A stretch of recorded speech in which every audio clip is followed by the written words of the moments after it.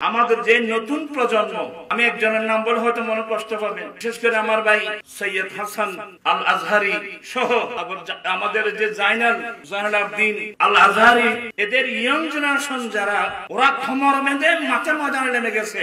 আলহামদুলিল্লাহ, সেই কষ্ট বৃথা যায় নাই। একটু দেরিতে হলেও আজকে সুন্নি জনতা ঐক্যবদ্ধ। আসসালামু আলাইকুম ওয়া রাহমাতুল্লাহি ওয়া বারাকাতুহু। আপনাদের মনের মাঝে যে প্রশ্নগুলো ছিল, সে প্রশ্নের জবাবে আমি একটা কথা বলতে চাই। আপনারা হয়তো আমাদের আবুল কাশেম নুরী সাহেবের বক্তব্যটা আপনারা শুনেছেন। আবুল কাশেম নুরী সাহেবের বক্তব্যটা যারা শুনেছেন, আশা করি তরুণ প্রজন্মের আলেমদেরকে নিয়ে আপনাদের আর কোনো মন্তব্য থাকার কথা না। আহলে সুন্নাত ওয়াল জামাতের নবগঠিত এই নতুন সংগঠন বা সংঘবদ্ধ হওয়া, একত্রিত হওয়া, সেই সংগঠনের মধ্যে তরুণ প্রজন্মের আলেমরা কেন নাই? আপনারা বিভিন্ন রকম ভাবে প্রশ্ন করে যাচ্ছেন। আপনাদের কত প্রশ্নের জবাব দিব। আপনারা আবুল কাশেম নুরী হুজুরের এই ভিডিওটা যদি আপনারা দেখেন, তাহলে বুঝতে পারবেন যে উনি তরুণ প্রজন্মের আলেমদের কি কতটা রেসপেক্ট বা গুরুত্ব দিয়েছেন, সম্মান করেছেন, বা ওনাদের কি কতটা উনি কাছে টেনে নিয়েছেন। উনি হাসান আজহারি সাহেবের কথা বললেন, জয়নুল আবদিন কাদের সাহেবের কথা বললেন। আপনারা মনে করেন না যে কেউ ভাত থাকবে, ইনশাল্লাহ সকলকে প্রত্যেকের পরিপূর্ণ মর্যাদা দেওয়া হবে। তো আপনারা বিভিন্ন রকম ভাবে আমাদেরকে প্রশ্ন করে থাকেন, বিভিন্ন রকম ভাবে আমাদেরকে প্রশ্ন করতেছেন এবং ফেসবুকের মধ্যে আপনারা মানে জোরালো ভাবে লেখালেখি করতেছেন। তো এই সমস্ত বিষয়গুলো আমরা, প্রিয় ভাইয়েরা আমার, যদি আপনি সুন্নিয়তকে ভালোবেসে থাকেন বা আপনি সুন্নি হয়ে থাকেন, বিশেষ করে আমি প্রায় আইডি থেকে দেখতেছি যে সুন্নি ঘরানার মানুষগুলো এই সমালোচনাগুলো করতেছেন বা লেখালেখিগুলো করতেছেন। কেন ভাই, আপনি সুন্নি মনা হয়ে, আপনি সুন্নিয়তের লোক হয়ে আপনি কেন এই সমস্ত বিষয়গুলো নিয়ে আপনি নাড়াচাড়া করবেন, লেখালেখি করবেন? একটু কি ধৈর্য হয় না আপনার? একটু ধৈর্য ধরেন না। সবাইকে তো রাখা হবে, কাউকে তো বাদ দেওয়া হবে না। আর না রাখলে কি হবে বলেন তো দেখি? আমরা যদি সবাই মিলে যদি মাঠে কর্মী হিসেবে কাজ করি, কোনো অসুবিধা আছে? আমাদেরকে পদ পদবি না দিলে আমাদের কোনো অসুবিধা আছে? আমরা পদ দিয়ে কি করবো বলেন? আচ্ছা বলেন তো দেখি, যারা পদ পেয়েছেন ওনাদের কি এক্সট্রা কোনো বেতন দেওয়া হবে বা ওনাদের কি কোনো পার্সেন্টেজ দেওয়া হবে? না। তাহলে পদ পদবিটা করবেন কি আপনি? পদ দিয়ে কি হবে? মাঠে ফিল্ডের মধ্যে যেটা হওয়ার দরকার সেটা হচ্ছে কাজ। কার দ্বারা কাজ হবে সেটা দেখে, কিভাবে কাজ করা যায় সেটা পরিকল্পনা করেন। কিভাবে আপনি সুন্নিয়তকে নিয়ে এগিয়ে যাবেন সে বিষয় নিয়ে ভাবনা চিন্তা করেন। আপনি কাকে পদ দিল, কাকে পদ দিল না, কাকে রাখলো না, এই বিষয় নিয়ে আপনারা এত মাথা ঘামা কেন? এত মাথা ব্যথা কেন আপনার? এতগুলো বিষয় নিয়ে আপনি কেন নাড়াচাড়া করতে যাচ্ছেন? আচ্ছা বলেন তো দেখি, আবুল কাশেম নুরী হুজুরের কথা অনুযায়ী আপনারা যে বক্তব্য ওনার শুনলেন, ওনার কি আপনাদের কি মনে হয়? উনি কি ওনাদেরকে বাদ দিয়ে দিয়েছে? তরুণ প্রজন্মের আলেমদেরকে বাদ দিয়ে দিয়েছেন? হ্যাঁ, আলাউদ্দিন জিয়াদি হুজুরকে বাদ দিয়ে দিয়েছেন, হাসান আজহারিকে বাদ দিয়ে দিয়েছেন, জয়নুল আব্দুল কাদের হুজুরকে বাদ দিয়ে দিয়েছেন, আব্দুর রহিম আজহারিকে বাদ দিয়ে দিয়েছেন। কাউকে তো বাদ দেন নাই উনি। তো আমরা তো কাউকে মাইনাস করতে চাই না। তো সুন্নি জামাতের উপরে যারা বর্তমানে যারা দায়িত্বশীল আছেন, কেউ তো মাইনাস চায় না। মাইনাস যদি চাইতেন তাহলে কি তারা নিজেদের চেয়ার ছেড়ে দিয়ে, নিজেদের অবস্থান ছেড়ে দিয়ে, সবকিছু ভুলে সমস্ত সংগঠন, এত বড় বড় সংগঠনগুলো, নিজেদের সংগঠনগুলোকে বিলুপ্ত ঘোষণা করে ওনারা একত্রিত হয়েছেন। কিসের জন্য হয়েছেন ভাই? সুন্নিয়তকে কিভাবে ডেভেলপ করা যায়, সুন্নিয়তকে নিয়ে কিভাবে এগিয়ে যাওয়া যায়, আহলে সুন্নাত ওয়াল জামাতের যে যারা গলা ধাক্কা দিচ্ছে তাদের কিভাবে জবাব দেওয়া যায়, আপনার অবস্থান, আপনার ভূমি কি করে আপনাকে ফিরিয়ে দেওয়া যায়, সে বিষয় সম্পর্কে আপনাদের মাথা ব্যথা। আপনারা শুধু আছেন কাকে রাখলো না। আরে ভাই, কাকে রাখলো না, কাউকে তো বাদ দেওয়া হবে না, সবাইকে রাখা হবে। আর আমরা আসুন না, আমরা সবাই মিলে ফিল্ডে কাজ করি, মাঠে কাজ করি। যারা সুন্নিয়ত বোঝে না তাদেরকে বোঝানোর চেষ্টা করি। আপনি কি একটা বার চিন্তা করছেন, একটা বার ভাবছেন?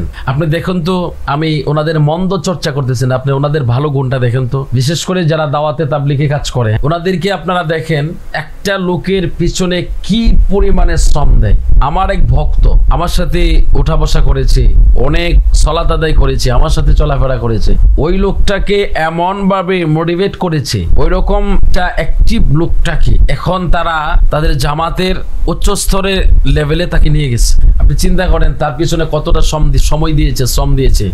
মাঝে মধ্যে অবাক লাগে, আমাদের মতো লোকদেরকেও ওনারা সময় দেয়, চেষ্টা করে কিভাবে গ্রাস করা যায়, কিভাবে কোন কথার দ্বারা কোন কাজের দ্বারা ইন্সপায়ার করা যায়। আপনি একটাবার চিন্তা করছেন, একটাবার কাজ করছেন ভাই, এইভাবে আপনি কাজ করছেন সুন্নিয়তের জন্য। ওনারা দাওয়াতে তাবলীগে মানুষকে চিল্লাই দেওয়ার জন্য তার পিছনে শ্রম দেয়, সময় দেয়, পকেটের টাকা অর্থ খরচ করে, ইভেন কি তার ফ্যামিলির জন্য পর্যন্ত তারা খরচ বহনের দায়িত্ব নেয়, যে আমরা 40 দিনের খরচ বহনের দায়িত্ব নিলাম তোমার ফ্যামিলি, তারপরেও তুমি আমাদের সাথে চল। তো ওনারা আপনি দেখেন সঠিক না বেঠিক সেদিকে আমি সেটা নিয়ে আলোচনা করতেছি না বা সেটা চর্চা করতেছি না। আমি শুধু জাস্ট এটুকু বলছি যে তাদের মতাদর্শটাকে প্রসার করার জন্য, তাদের দলটাকে ভারী করার জন্য একটা লোকের পিছনে কতটা শ্রম তারা দেয়, সময় তো দিচ্ছেই, আর্থিক পর্যন্ত তারা এভাবে একটা লোকের পিছনে খরচ করে। একটাবার চিন্তা করেন, তারা ওইটাকে সঠিক মনে করে, শুদ্ধ মনে করে ওই জায়গায় গেলে বা ওই অবস্থানে গেলে, এভাবে গেলে মানুষটা শুদ্ধ হবে, ভালো হবে, সে জান্নাতি হবে। এই জন্য তার পিছনে এত শ্রম, এত ব্যয়, এত কিছু করে। আপনার যে আহলে সুন্নাত ওয়াল জামাত, যেটা নবীর স্বীকৃত দল এবং নবীজি সাল্লাল্লাহু আলাইহি সাল্লামের জবানের বাণী, যে একমাত্র জান্নাতি দল, একমাত্র সিরাতে মুস্তাকিমের উপরে অটল থাকা একটাই দল, সে দলটা আহলে সুন্নাত ওয়াল জামাত। আপনার সার্টিফিকেট থাকা সত্ত্বেও, যে সার্টিফিকেটটা সাধারণ কোনো ইউনিভার্সিটি থেকে আসে নাই, সাধারণ কোনো বিদ্যাপীঠ থেকে আসে নাই, সরাসরি নবী পাক দিয়েছেন। তো সেই দলের মানুষগুলোকে নবী সরাসরি সার্টিফিকেট দিয়েছেন, সরাসরি নবীজি ঘোষণা দিয়েছেন। এমন একটা দলের ভিতরে মানুষকে আপনি আনার জন্য, বা এমন একটা রাস্তার উপরে মানুষকে চালানোর জন্য, এমন একটা পথে মানুষকে ডাকার জন্য আপনি কতটুকু সময় ব্যয় করেছেন প্রিয় ভাই আমার? কতটুকু সময় আপনি দিয়েছেন বলেন? আপনি দেখেন ওনারা কি পরিমাণের সময়, 1 দিন 2 দিন 3 দিন 10 দিন 5 দিন 6 মাস পর্যন্ত লেগে থাকে একটা লোকের। কি করে লোকটাকে মিসগাইড করা যায়, কি করে লোকটাকে ইন্সপায়ার করা যায়, কি করে লোকটাকে একটা সিল্লায় নেওয়া যায়। আপনি একটাবার চিন্তা করেন, আপনি কতদিন একটা লোকের পিছনে শ্রম দিয়েছেন, সময় দিয়েছেন, তার পিছনে কয়টা টাকা আপনি খরচ করেছেন, যে লোকটা বিপদে আছে, ভ্রান্ত পথে আছে, তাকে আহলে সুন্নাত ওয়াল জামাতের মতাদর্শ কি, আহলে সুন্নাত ওয়াল জামাতের আকীদা কি, তাদের মিশন কি, এই বিষয়গুলো আপনি শেখানোর চেষ্টা করেছেন? শ্রম দিয়েছেন? দেন নাই তো। কিন্তু যারা শ্রম দিতেছে তাদের বিরুদ্ধে আপনি লেগে আছেন, সমালোচনা করতেছেন, আপনি ফাটল ধরানোর চেষ্টা করতেছেন। কেন ভাই এই সমস্ত কাজ কেন? আমরা কেন এগুলো করব? আমাদের দলের সার্টিফিকেট আছে, আমাদের দল স্পষ্ট ভাষায় এটা হাদিসে পাকের ইবারতের মাধ্যমে সাবেত আছে, এবং এটা শুধু আহলে সুন্নাত ওয়াল জামাত আমরা না, দেওবন্দি উলামায়ে কেরাম পর্যন্ত ওনাদের কিতাবে লিখে গিয়েছেন যে একমাত্র সঠিক, একমাত্র জান্নাতি দল আহলে সুন্নাত ওয়াল জামাত, যেটা নবীর প্রতিষ্ঠিত দল, যে দলটা করতেন সাহাবায়ে কেরাম।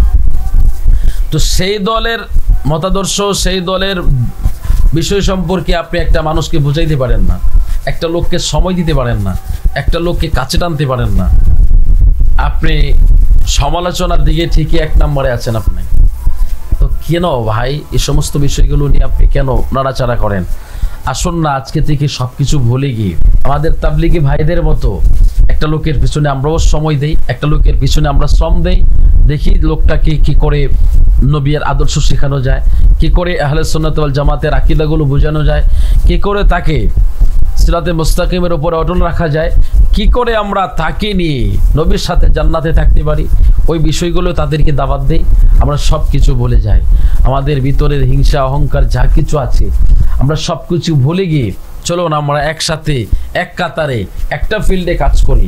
দেখবেন ইনশাআল্লাহ আহলে সুন্নাত ওয়াল জামাতের দল পরিষ্কার হয়ে যাবে, রাস্তাটা পরিষ্কার হয়ে যাবে। আমাদের মিশন কিন্তু দুনিয়া না, আমাদের মিশন পরকাল। একটা মানুষকে কি করে পরকালমুখী করা যায়, একটা মানুষকে কি করে নবীর প্রেম শেখানো যায়, একটা লোককে কি করে আহলে বায়াতের প্রেম শেখানো যায়, জামিয়া উলামায়ে কেরামের রাস্তা দেখানো যায়, আমরা সেই পথে কাজ করি। আল্লাহ পাক সবাইকে বুঝ দান করুক, সবাইকে হিদায়াত দান করুক। যারা ফেসবুকে লেখালেখি করেন আপনাদের অনুরোধ করে বলি, আপনার লেখার দ্বারা যাতে কোনো মানুষের, কোনো দিন মিল্লাতের ক্ষতি না হয়, এই বিষয়গুলো আপনি মাথায় রাখবেন।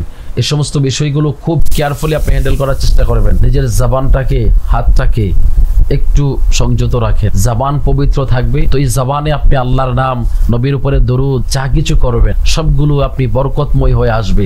আর আপনার হাত যদি, আপনার হাত মানে যেটা বোঝাতে চাচ্ছি, যেটা কলম, অর্থাৎ আপনার লেখনী, আপনার এই লেখনীটা যদি দিন ও মিল্লাতের জন্য কাজে আসে, তাহলে আপনার এই লেখনীটা ধন্য হবে। আর আপনার লেখনীর মাধ্যমে যদি দিন ও মিল্লাতের ক্ষতি হয়, আহলে সুন্নাতের ক্ষতি হয়, একমাত্র জান্নাতি দলের ক্ষতি হয়, সেটার খেসারত কিন্তু আপনি দুনিয়া এবং পরকালে ভোগ করতে হবে। তো আল্লাহ পাক সবাইকে হিদায়াত দান করুক, বুঝদান করুক। আসসালামু আলাইকুম ওয়া রাহমাতুল্লাহি ওয়া বারাকাতুহু।